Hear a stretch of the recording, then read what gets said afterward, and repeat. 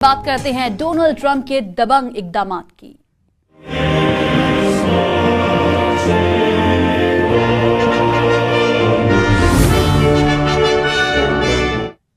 Trump दौर का आगाज हो चुका। डोनाल्ड ट्रंप 7 मुसलमान ममालिक के बाशिंदों के अमेरिका दाखिले पर पाबंदी लगा कर रहे। ट्रंप के फैसले पर तेहरान ने भी भरपूर जवाब दिया है। जी हां, और ईरान ने अमेरिकियों का दाखिला रोकने का फैसला कर लिया है। ईरानी दफ्तर खारजा ने बयान जारी किया है जिसमें यह कहा गया है कि ट्रंप के फैसले आलमी कवानीन की खिलाफ वर्जी कर रहे हैं। दूसरी तरफ डोनाल्ड ट्रंप ने रूसी हमअनसब और जर्मन चांसलर से भी राब्ता किया है। अहम खबर जिसके बारे में हम आपको आगाह कर रहे हैं, डोनाल्ड ट्रंप की जानिब से इकदामात, वो तमाम वादे जो उन्होंने अपनी इंतखाबी मुहिम के दौरान किए थे उन पर अमल दरामद का सिलसिला जारी है। अमेरिकी सदर डोनाल्ड ट्रंप के फैसले के खिलाफ ईरान डट कर खड़ा हो गया है और जिस तरह डोनाल्ड ट्रंप ने यह फैसला जारी किया है कि 7 मुसलमान मुल्क जो हैं उनके बाशिंदे अमेरिका में दाखिल नहीं हो सकते, इसी तरह ईरान की जानिब से भी यह फैसला किया है कि अमेरिकी जो हैं वो भी ईरान में दाखिल नहीं हो सकेंगे। डोनाल्ड ट्रंप जिन्होंने पूरी दुनिया में तहलका मचा दिया है, अपने पेश किए गए मंशूर के मुताबिक पहला सदारती जो हुक्मनामा दिया गया था, याद रहे कुछ अर्सा पहले ही, कुछ दिन कबल ही उन्होंने ये सदारती अहकाम जारी किए थे। मेक्सिको के साथ दीवार तामीर करने का उन्होंने हुक्म दिया था जिस पर उनको तनकीद का निशाना बनाया जा रहा है। लेकिन अब एक और वादा उन्होंने पूरा कर लिया है। 7 मुल्कों के, 7 मुसलमान मुल्कों के बाशिंदों के अमेरिका दाखिले पर उन्होंने पाबंदी लगा दी है। ट्रंप के फैसले पर तेहरान ने भी भरपूर जवाब दिया है। ईरान ने अमेरिकियों का दाखिला रोकने का फैसला कर लिया है। अमेरिका के एक्शन पर ईरान का रिएक्शन। ईरानी वजारत खारजा ने कहा है कि ट्रंप के इकदामात गैर कानूनी, गैर मंतकी और आलमी कवानीन की संगीन खिलाफ वर्जी हैं। ईरान ने भी जवाबी कार्रवाई की और अमेरिकी शहरियों के ईरान में दाखिले पर पाबंदी लगाने का फैसला कर लिया।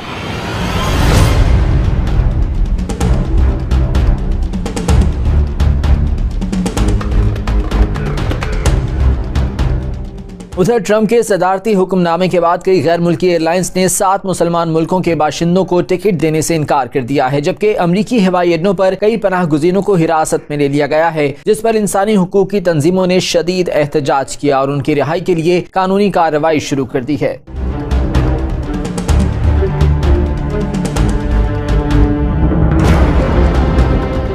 फेसबुक के बानी मार्क जुकरबर्ग ने ट्रंप के इकदाम पर कहा कि दूसरे कई अमरीकियों की तरह वो भी तारकीन वतन की औलाद हैं, जबकि सर्च इंजन गूगल की इंतजामिया ने बैरून मुल्क से अपने तमाम अमले को वापस बुला लिया है। दूसरी जानिब डोनाल्ड ट्रंप ने रूसी सदर Putin, German chancellor Angela Merkel और जापानी वज़ीर आज़म शिंजो एबे समेत कई आलमी रहनुमाओं से टेलीफोन पर राब्ते किए।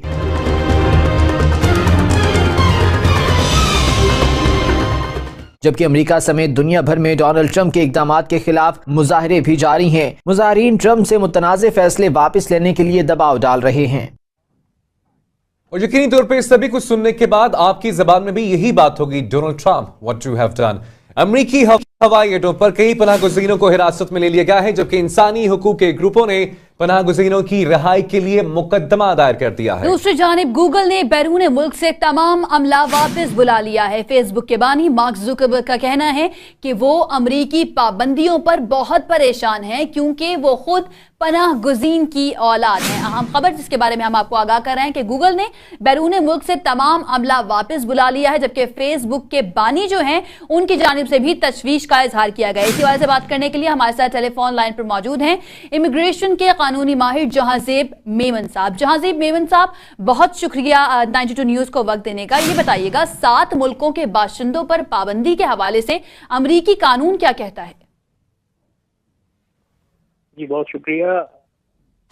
देखा जाए तो ये जो एग्जीक्यूटिव ऑर्डर इन्होंने पास किया ट्रंप साहब ने, इसकी कोई कॉन्स्टिट्यूशनली कोई इतनी ज्यादा वेटेज या उसकी वैल्यू नहीं है, लेकिन क्योंकि प्रेसिडेंट ने किया है तो everyone has to follow it.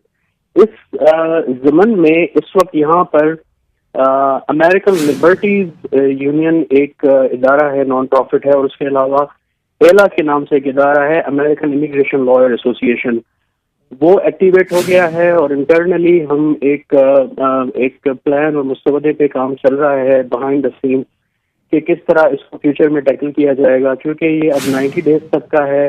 90 days के बाद कुछ ऐसा भी हो सकता है कि नए ममालिक जो हैं इस लिस्ट में शामिल किए जाएं। और जो लॉबीज है यहाँ पर, वो इस कोशिश में है कि पाकिस्तान और सऊदी अरब का नाम भी इसमें जो है वो इंक्लूड किया जाए। इस वक्त जरूरत इस बात की है कि पाकिस्तान एम्बेसी में लॉबीज जो भी अगर हैं तो उनको एक्टिवेट होना चाहिए। ट्रम्प इंतजामिया को कन्विंस करना चाहिए कि पाकिस्तान का नाम इसमें नहीं आना चाहिए। जानी साहब, माजी के साथ कहता कलामी की बात चाहूंगा। आज जैसा कि आपने भी वाज़ेह कर दिया, अब डोनाल्ड ट्रम्प की जानिब से जो अहकाम जारी किए गए हैं उनको फॉलो अप करना होगा, लेकिन आलमी सतह पर इंसानी हुकूक के जो कवानीन है, क्या वो इसको मुतासिर नहीं कर रहे? क्या वो उनकी खिलाफ वर्जी नहीं हुई? अगर ऐसा है तो फिर क्या कार्रवाई हो सकती है? बिल्कुल हुआ है। इंटरनेशनली जो ह्यूमन राइट्स की ऑर्गेनाइजेशन हैं, स्पेशली ह्यूमन राइट्स वॉच जो न्यूयॉर्क में जिनका हेडक्वार्टर है, उन्होंने स्टेटमेंट जारी किया है कि ये जो है अन अमेरिकन है, अनकॉन्स्टिट्यूशनल है और इससे ह्यूमन राइट्स वायोलेट होंगे। क्योंकि सिर्फ आप प्रोफाइलिंग कर रहे हैं रिलीजन के बेस पे चंद ग्रुप के लोगों की, तो डेफिनेटली ये वायोलेशन तो है इंटरनेशनल ह्यूमन राइट्स चार्टर की। इस हवाले से क्योंकि ये बहुत जल्दी इंतजामिया की तरफ से ये इकदाम किया गया है, तो जितनी भी ह्यूमन राइट्स प्रोटेक्शन की जो स्पेशल इंटरेस्ट ग्रुप है या यूनाइटेड स्टेट्स में, वो अपनी स्ट्रेटजीज जो है वो बना रहे हैं।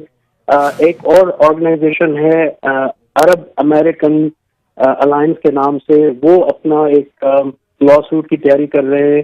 तो ये बहुत ज्यादा अगर इस तरह इसको नहीं कंट्रोल किया गया या इसको डिप्लोमेटिकली नहीं हैंडल किया गया, तो यहाँ जो इमिग्रेशन कोर्ट्स ऑलरेडी बैकलॉग्ड हैं उनको बहुत मुश्किल का सामना होगा। ज़ेब मेमन साहब, इसको किस तरह से कंट्रोल किया जा सकता है डिप्लोमेटिकली, इस बारे में हम आपसे जानेंगे। अभी अपने नाजरीन को एक अहम खबर दें कि 7 मुस्लिम ममालिक के बाशिंदों पर अमेरिका में दाखिले पर पाबंदी लगा दी गई है। इसी पर बात करने के लिए 92 न्यूज के वाशिंगटन के नुमाइंदे अजीज अहमद हमारे साथ मौजूद हैं, उनसे बात करते हैं। अजीज अहमद, अमेरिका में इस वक्त कितने पनाह गुज़ीन एयरपोर्ट पर हैं जिनको हिरासत में लिया रखा गया है, और इस वक्त क्या सूरत हाल देख रहे हैं वहां पे?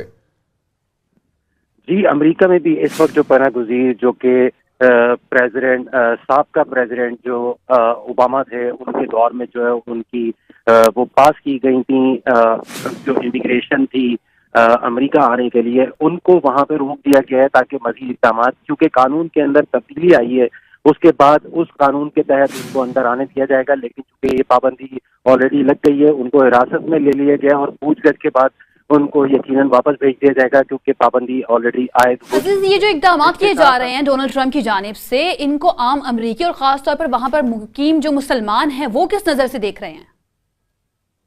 जी, इस वक्त मुसलमानों में और जो इमिग्रेशन कम्युनिटीज हैं, इमिग्रेंट कम्युनिटीज हैं डिफरेंट, उसमें बहुत ज्यादा खौफ और हिरास और उसके अलावा बहुत ज्यादा तशवीश पाई जाती है। और इस वक्त अमेरिका का खुसूसन यही मौजू बना हुआ है कि इस वक्त क्या होने जा रहा है। सुना ये भी गया है कि 50,000 के करीब जो है वो फोर्स तैयार की जा रही है जो कि इलीगल इमिग्रेंट्स और गैर कानूनी और जो रेडिकल इस्लाम की बात हो रही है, जिसमें जो मजहबी बहुत ज्यादा रुझान जिन लोगों में पाया जाता है उनके खिलाफ जो है वो कार्रवाइयाँ की जाएंगी और उनका बैकग्राउंड चेक किया जाएगा, जिसके बाद जो है उनको यहाँ से डिपोर्ट कर दिया जाएगा अगर वो इलीगल है या किसी भी क्राइम के अंदर वो पाए गए।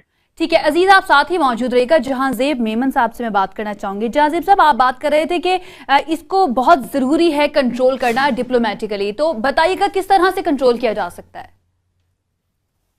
जी, यहाँ पर जब भी इस तरह का कोई कानून इमिग्रेशन में अमेंड किया जाता है या उसको इंट्रोड्यूस किया जाता है, तो उसका तरीकाकार ये होता है कि USCIS जो इमिग्रेशन एजेंसी है अमेरिका की, वो उस कानून का मुसवदा अपनी वेबसाइट पर रखती है 60 डेज कमेंट के लिए, पब्लिक कमेंट के लिए। तो उसमें फिर उनको लॉयर्स से, आम जो पब्लिक है, जनरल पब्लिक है या जो भी इंटरेस्ट ग्रुप्स हैं जो उसके स्टेक होल्डर्स हैं, वो उस पर कमेंट करते हैं और जिस तरह का कमेंट आता है उसकी फेवर में आता है तो वो लॉ जो है वो फिर उसको फॉरवर्ड किया जाता है पास होने के लिए अगली अथॉरिटीज को।